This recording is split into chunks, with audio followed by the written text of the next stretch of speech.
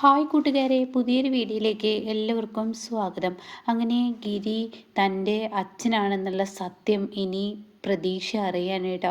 അങ്ങനെ പ്രതീക്ഷയ്ക്ക് ഒരുപാട് ഇഷ്ടമാവാണ് ഗിരിയെ. കാരണം ജി കെ ആയി അഭിനയിച്ച് തൻ്റെ അച്ഛൻ ജി കെ ആയിരുന്നെങ്കിൽ എന്ന് പലവട്ടം ഇങ്ങനെ പ്രതീക്ഷ ഗിരിയോട് പറയുന്നുണ്ട് കേട്ടോ. അപ്പോൾ പ്രതീക്ഷ സ്വന്തം അച്ഛനാണെന്ന് അറിയുമ്പോൾ പ്രതീക്ഷ പിന്നീട് ഒരു തീരുമാനമെടുക്കുകയാണ്. കുറച്ച് ദിവസം അച്ഛൻ്റെ കൂടെ ഞാൻ പോയി നിന്നോട്ടെ എന്ന് അമ്മയോട് ചോദിക്കാനായിട്ടോ. അങ്ങനെ മഞ്ജു പറയാണ്, മോളെ നിനക്ക് പോണെങ്കിൽ പോവാം എന്ന് പറയാനായിട്ടോ. അത് കേൾക്കുന്ന പ്രതീക്ഷയ്ക്ക് ഒരുപാട് സന്തോഷമാവണം കേട്ടോ. തൻ്റെ അച്ഛനെയും കാത്ത് പ്രതീക്ഷ കാത്തിരിക്കുകയാണ്. ഈ സമയം മഹിമ പറയുന്നുണ്ട്, ചേച്ചി ചേച്ചി ചെയ്യുന്നതൊക്കെ വിട്ടിത്തരമാണ്. ചേച്ചി ഇങ്ങനെ തൻ്റെ ജീവിതം മറ്റുള്ളവർക്ക് ഇങ്ങനെ വിട്ടുകൊടുത്ത ചേച്ചിക്ക് ഇന്ന് ഭർത്താവില്ലാതായി. അതുപോലെ തന്നെ ഇനി ചേച്ചി കണ്ണുമടച്ച് എല്ലാം വിശ്വസിച്ച് കഴിഞ്ഞാൽ മോളെയും നഷ്ടപ്പെടും. അതുകൊണ്ട് ആകെയുള്ളത് ഈ മോളാണ്. ആ മോളെയും ഇനി ഗിരിയേട്ടന് മുന്നിൽ വിട്ടുകൊടുത്ത അയാളും നാളെ മോളെയും കൊണ്ട് പോകുമോ എന്നൊക്കെ ചോദിക്കൂട്ടോ. അപ്പോൾ ഈ സമയം മഞ്ജു പറയുന്നുണ്ട്, അങ്ങനെയൊന്നും എൻ്റെ പ്രതീക്ഷ മോള് ചെയ്യില്ല. ഇത് തന്നെയായിരുന്നു പണ്ട് ചേച്ചി പറഞ്ഞിരുന്നത്. ഇങ്ങനെ ഗിരിയേട്ടൻ ഒരു തെറ്റും എന്നോട് ചെയ്യില്ല, ഈ പറയുന്ന പ്രീതി അവിടെ കൊടുന്ന് നിർത്തണ്ട എന്നൊക്കെ പല സംശയങ്ങളും പലവരും പറയുമ്പോൾ ചേച്ചി ഇതേ ന്യായം തന്നെ ആയിരുന്നല്ലോ പറഞ്ഞിരുന്നത്, എന്നിട്ടിപ്പോൾ ചേച്ചിക്ക് എന്ത് ശിക്ഷയാണ് കിട്ടിയത് എന്നൊക്കെ ഇങ്ങനെ പറഞ്ഞിട്ട് കുറ്റപ്പെടുത്തിയും കൊണ്ടിരിക്കുകയാണ് കേട്ടോ. അപ്പോഴും മഞ്ജു അതിനൊരു വില കൊടുക്കില്ല. എന്നാൽ പ്രതീക്ഷയാണെങ്കിലോ ആ വീട്ടിൽ കാല് കുത്തുമ്പോൾ ഇവിടെ പ്രീതിക്ക് വളരെ ദേഷ്യം വരികയാണ് കേട്ടോ. സഹിക്കാൻ കഴിയുന്നില്ല. ഇവളെന്ന മാരണം കാരണം എന്നെ പലവട്ടങ്ങളായി പല അപമാനവും ഞാൻ സഹിക്കേണ്ടി വന്നിരിക്കുന്നു. എന്നാൽ ഇവൾ ഈ വീട്ടിൽ താമസം തുടർന്നാൽ അത് ബുദ്ധിമുട്ടാവുമല്ലോ എന്ന ഒരു നിലപാടിലാണ് കേട്ടോ പ്രീതി നിൽക്കുന്നത്. അങ്ങനെ ഗിരി പ്രതീക്ഷയുമായി കടന്നു വരുമ്പോൾ എടി എന്ന് പറഞ്ഞ് വിളിക്കാൻ കേട്ടോ. അപ്പോഴേക്കും പ്രതീക്ഷയ്ക്ക് അങ്ങ് ദേഷ്യം പിടിക്കാണ്. എന്നെ എടി പൊടി എന്നൊന്നും വിളിക്കരുത്, എനിക്കൊരു പേരുണ്ട്, പ്രതീക്ഷ അല്ലെങ്കിൽ അമ്മു. ഇത് രണ്ടാൽ ഒന്ന് വിളിച്ചാൽ മതി. നിങ്ങൾ രണ്ടുപേരും എനിക്ക് വിളിക്കുന്നത് ഇഷ്ടമേ നിങ്ങൾ രണ്ടുപേരും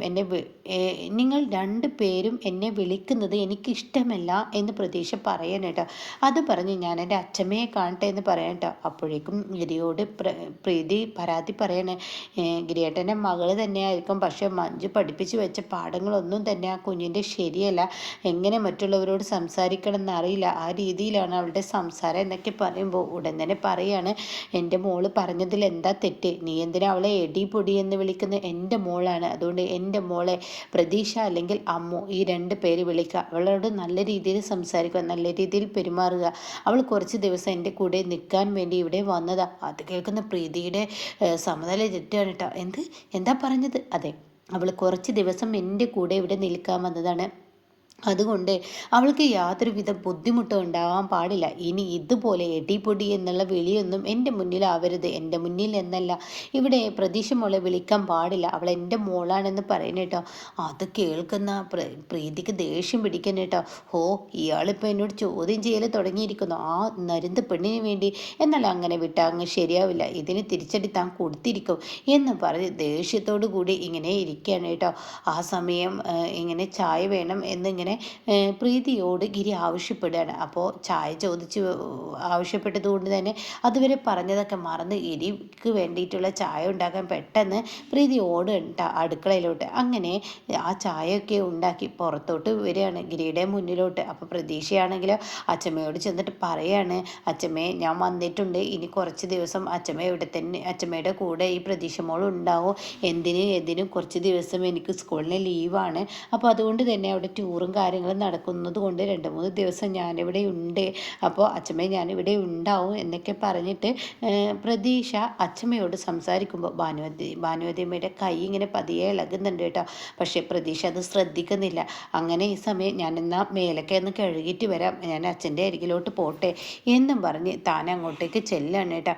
അങ്ങനെ ഈ സമയം പ്രീതിയാണെങ്കിലോ ഗിരിയുടെ അരികിലോട്ട് ചെല്ലണം കേട്ടോ. ഗിരിയേട്ടാ ഇതാ ചായ എന്നൊക്കെ പറഞ്ഞ് ഗിരിയെ തൊട്ടുരുമാൻ നോക്കുന്നത് പ്രതീക്ഷ കണ്ടുവരികയാണ് കേട്ടോ. പ്രതീക്ഷയ്ക്ക് അത് ഉൾക്കൊള്ളാൻ കഴിയില്ല. എൻ്റെ അമ്മയുടെ സ്ഥാനത്തോട്ട് ഇവളെന്താ എൻ്റെ അച്ഛൻ്റെ അരികിലോട്ട് വന്നിരിക്കുന്നത് എന്ന ആ അഹംഭാവത്തിൽ പെട്ടെന്ന് പ്രതീക്ഷ വന്നിട്ട് ആ ചായ അങ്ങ് തന്നേക്ക് എന്ന് പറഞ്ഞിട്ട് ആ ചായ അങ്ങ് മേടിക്കാൻ കേട്ടോ. അപ്പോഴേക്കും പ്രതീക്ഷയോട് പ്രീതി എന്താ നീ കാണിക്കുന്നത് എന്ന് ചോദിക്കുമ്പോൾ ഞാൻ പറഞ്ഞു, നിങ്ങൾ എൻ്റെ നേർക്ക് ഒച്ച എടുക്കരുതെന്ന്, ആ ചായ അങ്ങ് തന്നേക്ക്, എൻ്റെ അച്ഛൻ്റെ കാര്യങ്ങൾ ഇനി മുതൽ ഞാൻ നോക്കിക്കോളാം. എൻ്റെ അച്ഛൻ്റെയും അച്ഛമ്മയുടെയും കാര്യങ്ങൾ എനിക്കറിയാൻ നോക്കാൻ ഞാൻ എന്നെക്കൊണ്ട് കഴിയുന്നത് പോലെ ഈ ചായയൊക്കെ ഞാൻ കൊടുത്തോളാം എന്ന് പറഞ്ഞിട്ട് ആ ചായ അങ്ങ് എടുത്തിട്ട് അപ്പോൾ ഉടൻ തന്നെ ഗിരിയുടെ കയ്യിൽ കൊണ്ടു കൊടുക്കുകയാണ് കേട്ടോ. അപ്പോൾ ഗിരി ചോദിക്കുകയാണ്, അപ്പോൾ ഉടൻ തന്നെ സോറി കേട്ടോ, പ്രീതി ചോദിക്കുകയാണ്, അല്ല ഈ ചായ ഉണ്ടാക്കിയത് നീയല്ലല്ലോ, നിൻ്റെ അച്ഛൻ്റെയും അച്ഛമ്മയുടെ ഒക്കെ കാര്യങ്ങൾ നോക്കിക്കോളാന്ന്. അതെ, ചായ നിങ്ങൾ നോക്കിക്കോളൂ, നിങ്ങൾ ഈ വീട്ടിലെ സെർവൻ്റ് അല്ലേ, അപ്പോൾ ആ സെർവൻ്റ് പണി ചെയ്താൽ മതി, കൊണ്ടുകൊടുക്കലും ചെയ്യലും ഒക്കെ കൊടുക്കലൊക്കെ ഞാൻ ചെയ്തോളാം, നിങ്ങൾ ഇവിടെ വെച്ചുണ്ടാക്കുക, മറ്റുള്ള കാര്യങ്ങൾ നോക്കുക, ആരടി സെർവൻ്റ്. അപ്പോഴേക്കും ഗിരി അങ്ങ് കണ്ണു തുറിച്ച് നോക്കുകയാണ് കേട്ടോ. ഇത് കാണുന്നതിനോടുകൂടി പ്രീതിക്ക് അവിടെ മിണ്ടാതെ നിൽക്കേണ്ടി വരികയാണ്. അങ്ങനെ പ്രതീക്ഷ ഇത് പറയുമ്പോൾ ഒന്നും മിണ്ടാനാവില്ല. അങ്ങനെ ഈ സമയം വളരെ ദേഷ്യം പ്രീതിക്ക് ഇങ്ങനെ വന്ന് തുടങ്ങുകയാണ്. പിന്നീട് പ്രതീക്ഷ, അച്ഛനിങ്ങ് വന്നേ, അച്ഛൻ്റെ റൂമിലാണ് ഞാൻ ഇനി മുതൽ കിടക്കുന്നത്, അതുകൊണ്ട് അച്ഛൻ എവിടെ റൂമെന്ന് കാണിച്ചു തരുമോ. അങ്ങനെ ഗിരി, ഓ ആയിക്കോട്ടെ മോളെ, അതിനെന്താ എന്നും പറഞ്ഞ് ഗിരിയെ കയ്യിൽ പിടിച്ച് കൊണ്ടുപോകുമ്പോൾ പ്രതീക്ഷ ഇങ്ങനെ തിരിഞ്ഞു നോക്കുകയാണ് കേട്ടോ. അപ്പോൾ പ്രീതിക്ക് ഇങ്ങനെ ദേഷ്യം അടങ്ങുന്നില്ല. ഈ നരുന്ത് പെണ്ണിനെ എന്തെങ്കിലും ഒന്ന് ചെയ്യണം, അങ്ങനെ ചെയ്തില്ലെങ്കിൽ ശരിയാവില്ല എന്നും പറഞ്ഞാണ് കേട്ടോ ഈ പ്രീതി നിൽക്കുന്നത്. എന്നാൽ ഈ സമയം പ്രതീക്ഷയാണെങ്കിലും ഓരോ ദിവസവും അവിടെ നിൽക്കുമ്പോൾ പ്രതീക്ഷ കണ്ണ് തെറ്റിയാൽ അപ്പോൾ അവിടെ ഗിരിയുമായി അടുക്കുന്ന ആ ഒരു രംഗം കാണാൻ, ആഹാ ഇവൾ അങ്ങനെ വിട്ടാൽ ശരിയാവില്ലല്ലോ, ഇവൾക്കൊരു മുട്ട പണി കൊടുക്കണം എന്നിങ്ങനെ പ്രതീക്ഷ ചിന്തിക്കണം. അങ്ങനെ ഇരിക്കെ പ്രീതി വരുന്ന ആ ഒരു സമയം, അതായത് കോണിയിൽ നിന്നും ഇറങ്ങി വരുന്ന ഒരു സമയമായിരിക്കും കേട്ടോ. അപ്പോൾ അതിൽ കുറച്ച് എണ്ണ ഒഴിച്ചിടുകയാണ് പ്രതീക്ഷ, എന്നിട്ട് മാറി നിൽക്കുകയാണ്. പിന്നീട് പ്രീതി ആ ലാസ്റ്റ് സ്റ്റെപ്പിലോട്ട് അങ്ങ് എത്തുന്ന സമയം, ആ സമയം ആ എണ്ണയിൽ അങ്ങ് ചവിട്ടി താഴെ അങ്ങ് വീഴുകയാണ് കേട്ടോ.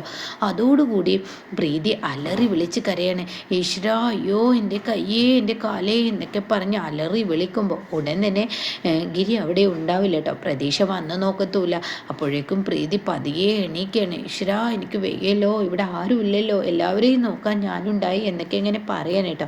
പക്ഷേ ഇവിടെ ഭാനുമ്മയുടെ റൂമിലിരുന്ന് കൈകൊട്ടി ചിരിക്കുകയാണ് കുഞ്ഞ്. അങ്ങനെ വേണം, ഞാൻ ഒഴിച്ചതാ അച്ഛമ്മേ, അവരെ കുറേ നേരമായി അച്ഛനെ വല്ലാതെ എങ്ങനെ ഇട്ട് ബുദ്ധിമുട്ടിക്കും, അവരുടെ സ്വഭാവം എനിക്ക് അങ്ങത്ര പിടിക്കുന്നില്ല, അവർ ഓരോ പ്രവൃത്തിയും ചെയ്യുന്നത് എന്തോ ഒരു മാതിരി എനിക്ക് ഒരു ബുദ്ധിമുട്ടായി തോന്നുന്നു, എൻ്റെ അച്ഛൻ്റെ അടുത്ത് അവരെന്തിനാ ഇങ്ങനെയൊക്കെ പെരുമാറുന്നത്, അതെനിക്ക് ഇഷ്ടപ്പെടുന്നില്ല എന്ന് പറയാം കേട്ടോ. അപ്പോൾ ഭാനുമ്മയാണെങ്കിലോ മനോരമ മനസ്സിലിങ്ങനെ ചിന്തിക്കുകയാണ്, അങ്ങനെ വേണം മോളെ, അവൾക്ക് എന്തെങ്കിലും ഒരു പണി കൊടുക്കാൻ കഴിയുമെന്ന് നോക്കി നടക്കുകയായിരുന്നു ഞാൻ, എന്തായാലും മോള് കൊടുത്തത് നന്നായി എന്ന് പറയണം. അങ്ങനെ പ്രീതി ഒരു വിധത്തിൽ കൊച്ചും കൊണ്ട് അവിടുന്ന് എങ്ങനെയൊക്കെയോ അങ്ങ് എണീറ്റു കേട്ടോ.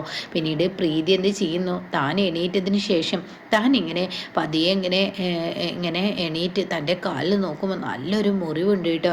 അങ്ങനെ പ്രതീക്ഷ അങ്ങോട്ടേക്ക് ഓടി വരികയാണ്. അയ്യോ ആൻറ്റിക്ക് എന്താ പറ്റിയത്, ഓ നീ ഇപ്പോഴാണ് ഈ ഒച്ച വന്നത്, ഞാൻ നേരത്തെ വീണിട്ട് കരയുന്നത് നീ കേട്ടില്ല. അയ്യോ ആൻറ്റി ഞാൻ റൂമിലായിരുന്നു, ഞാൻ കുളിക്കുകയായിരുന്നു. നീ കുളിക്കല്ലല്ലോ, നീ ഭാനുദേവമ്മയുടെ റൂമിലല്ലേ, ഇവിടുത്തെ അമ്മയുടെ റൂമിലായിരുന്നല്ലോ നീ. ഞാനായിരുന്നു, ഞാൻ അമ്മയുടെ നെറ്റിയും ചുണ്ടൊക്കെ തുടച്ചു കൊടുക്കുകയായിരുന്നു എന്ന് പറയാൻ കേട്ടോ. ഇതേ സമയം അയ്യോ ആൻറ്റിയുടെ കാലിൽ നിന്ന് ചോര വരുന്നുണ്ടല്ലോ, ഞാൻ ഇപ്പോൾ മരുന്ന് വെച്ചുതരാം. അപ്പോഴേക്കും പ്രീതി ഇങ്ങനെ മനസ്സിൽ ചിന്തിക്കണം, ഓ ഇത് കാഞ്ഞ വിത്താണെങ്കിലും ഇനിയിപ്പോൾ മരുന്ന് വെക്കാനുള്ള ആ ഒരു നല്ല ബുദ്ധിയൊക്കെ ഇതിനുണ്ടോ, എന്തായാലും നോക്കാം എന്ന് പറഞ്ഞിട്ട് അവിടെ ഇരിക്കുമ്പോൾ പിന്നീട് കൊണ്ടുവരുന്നതാണെങ്കിലോ നല്ല മുളക് പൊടി ഉണ്ട് കേട്ടോ. അത് പ്രതീക്ഷ കയ്യിൽ മറച്ച് വെക്കുകയാണ് കേട്ടോ. പിന്നീട് കയ്യിൽ ഡെഞ്ചറും ഉണ്ട്. അങ്ങനെ അതങ്ങ് കൊണ്ടുവരുമ്പോൾ പ്രീതിയാണെങ്കിലോ ചിന്തിക്കുന്നത്, അതായിരിക്കും ഇവൾക്ക് അപ്പം സ്നേഹമൊക്കെ ഉണ്ട് അല്ലേ എന്നിങ്ങനെ മനസ്സിൽ കരുതി, ഇനി ഇവളെ കൊണ്ട് മഞ്ജുവിൽ നിന്ന് പിരിപ്പിച്ച് ഇവളെ നോക്കിയാലും കുഴപ്പമൊന്നുമില്ല, ഗിരിയേട്ടനെ സ്വന്തമാക്കാലോ എന്നും കരുതിയിരിക്കുന്ന സമയത്ത് തൻ്റെ കാലിൽ ഇതങ്ങ് ഒറ്റയ്ക്കാണ് കേട്ടോ. അതോടുകൂടി അയ്യോ നീറുന്നേ, പിന്നെ ആൻറ്റി ഇത് നീറില്ലേ, ആൻറ്റി ഒരു നേഴ്സാണെന്നൊക്കെ പറയുന്നു, പക്ഷേ ഇത് നീറുന്ന ആൻറ്റിക്ക് അറിയില്ലേ എന്ന് പറഞ്ഞിട്ട് ഇങ്ങനെ ഇരിക്കുന്ന സമയത്ത് അതിലോട്ട് മുളക് പൊടി അങ്ങ് ഇട്ട് കൊടുക്കുകയാണ് കേട്ടോ. ഇതോടുകൂടി ഇതെന്താ എന്ന് ചോദിക്കും, ഇത് കുറച്ച് ശകലം മുളക് പൊടി ഇട്ടതാ, എന്താടി നീ കാണിക്കുന്നത്. അപ്പോഴേക്കും ഗിരിയുടെ ബൈക്കിൻ്റെ സൗണ്ട് എത്തുന്നു കേട്ടോ. അപ്പോൾ ഗിരിയാണെങ്കിലും അങ്ങോട്ടേക്ക് കടന്നു വരാമെന്ന് കാണുമ്പോൾ ഉടൻ തന്നെ പ്രീതി അവിടെ ആ പറച്ചിലങ്ങ് നിൽക്കുകയാണ്. കാരണം ഈ പറയുന്ന പ്രതീക്ഷയെക്കുറിച്ച് എന്തെങ്കിലും പറഞ്ഞു കഴിഞ്ഞാൽ തീർച്ചയായും അത് തനിക്ക് തന്നെ ആയിരിക്കും തിരിച്ചടി എന്ന് മനസ്സിലാക്കി തൻ്റെ വായടച്ച് മിണ്ടാതിരിക്കുകയാണ് കേട്ടോ.